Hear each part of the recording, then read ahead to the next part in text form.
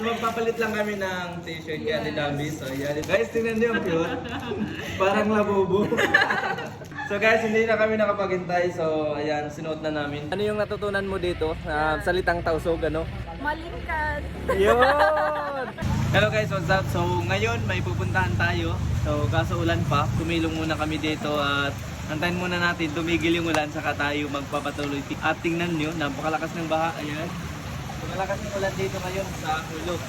So stranded muna tayo dito. Antayin muna natin tumigil yung ulan saka tayo magpapatuloy.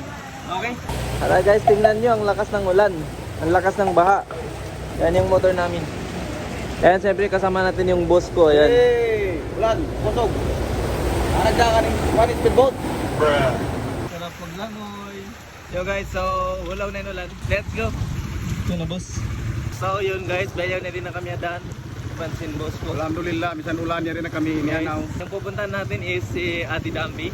So matagal na yung plano namin magkita. So ngayon lang kami magkikita. Kaya Ate Dambi, sorry Ate Dambi. Alam ko kanina ka pa naghintay. Ang lakas ng ulan kanina eh. Dahil tumigil na yung ulan, papunta na kami. Dari na kita, maula. Hindi na ulo, kamun masan yan. Akasan yan. Guys, malapit na tayo doon kay Ate Dambi. Hello! Sama natin ngayon si Ate Dambi. Hello! Kinala mo kayo? Sige, sige. Pasok kayo sa namin cafe. So yun guys, ngayon nandito na tayo sa Nanis Cafe. So kasama na natin si Ate Dambi. Ayan. Hello! Hello mga mahal!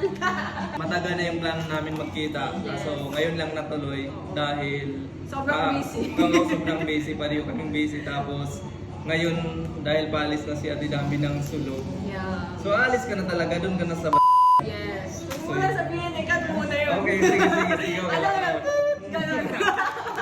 Si Ate Dambi, Magpapaalam aalis na na siya sa dito sa Sulu. Sulu, Yes. magpapaalam na siya. So kaya biglaan din yung pagkikita namin ngayon. Naulanan pa siya. Kamusta naman yung experience dito sa Sulu? Masaya. The best. So, sa lahat ng mga ano natin dyan na parang hindi pa nakapunta dito, you should really visit kasi maganda and saya, warm people, warm place, and magaganda yung mga beach dito guys. Tama. The best. Yung plano namin magkita kaya Ate Dambi, doon pa siya sa Loob, sa Tandubato. Sabi niya pupunta ako doon pero hindi natuloy. Yes. So ngayon nandito kami ngayon para magpalit kami ng T-shirt. T-shirt. Maraming salamat pala sa Sug Adventure. So present din to eh.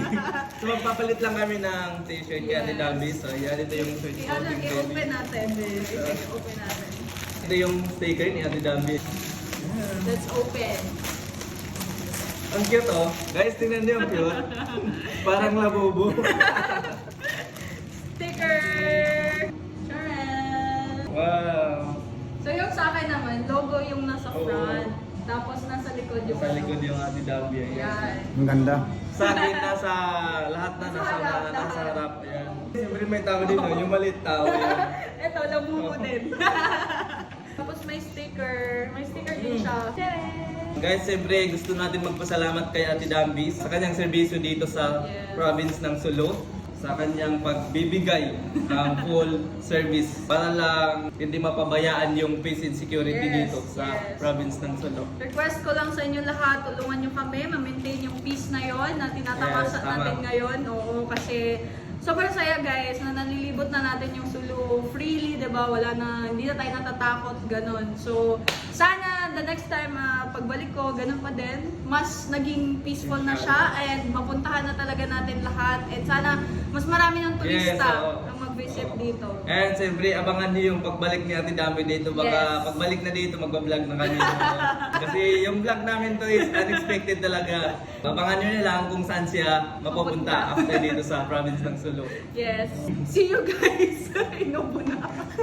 Ito yung nagustuhan ko sa mga ginagawa ni Ate Dambi. Maliban sa pagiging isang sundalo niya, yung ginagawa niya is nag-educate sa mga kabataan, nag-inspire sa mga kabataan. So same din yung ginagawa namin, nag-empower tayo sa mga kabataan. Yes, kasi ang kabataan ang pag-asa ng Bayan. Yes, exactly. Patuloy natin, suportahan yung mga kabataan Talaga. para hindi mapunta sa mga ibang mga masasamang libangan. Yes, especially drugs. Iwasan yung drugs, guys. Tama. Walang mabuting idudulot yan sa buhay nyo. Yes. Mag-aral kayong mabuti at baka may gustong magsundalo sa inyo, kita-kits na lang tayo someday. Yes. Guys, so sa mga followers natin dyan, kung pangarap magsundalo guys, i-follow niyo si Ate Dambi at meron siyang mga Mga meron tips. meron siyang mga tips. I-follow niyo siya, tapos may mga videos siya, nagbibigay siya ng mga guidelines. follow niyo lang yung page niya, okay?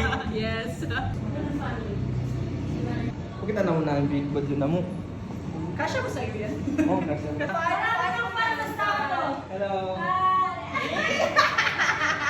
So guys, hindi na kami nakapaghintay. So ayan, sinuot na namin. Suot na namin yung damit namin, ayan. Ano yung masasabi mo, Ate Dambi, dito sa Sulu? So ayun, maraming salamat sa mga taga dito sa Sulu, no? Maraming salamat sa inyong lahat. Maraming salamat kay Quentin. Kinukuha tayo ng liwanag. Kinuha tayong liwanag. Yun guys, nag-adjust kami. So yun, siyempre magpapaalam din tayo kay Ate Dambi. Sa mga mapupuntahan ni Ate Dambi, ingatan niyo po siya. At salamat kay Ate Dambi sa kanyang serbisyo. Pagpapatuloy ng peace and security dito sa province ng Sulu. Okay, so abangan natin yung mga susunod gagawin niya. Soon makikita din tayo. Yes. Vlog pa tayo ulit. Yes. Tatanungin natin siya, ano yung natutunan mo dito? Salitang tausog, ano? Natutunan ko dito. Magsukol. Magsukol. Magsukol kanyo katan. Tapos, ano pa? Malingkat. Yun! Tapos ano pa? Meron pa? Agak-agak. Agak-agak. Ano pa meron pa? Kamaya. Yun, kamaya. Oo. Alam nyo guys, kung saan niya natutunan yun. Yung agak-agak kasi lagi ko nakikita sa checkpoint. Yun! So yun lang guys yung natutunan niya dahil yun yung lagi na nakikita sa mga daan sa checkpoint. Okay, so sana next time at sa mapupuntahan niya at marami pa siyang matutunan. Okay, so thank you Ate Dambi. guys. Bye-bye.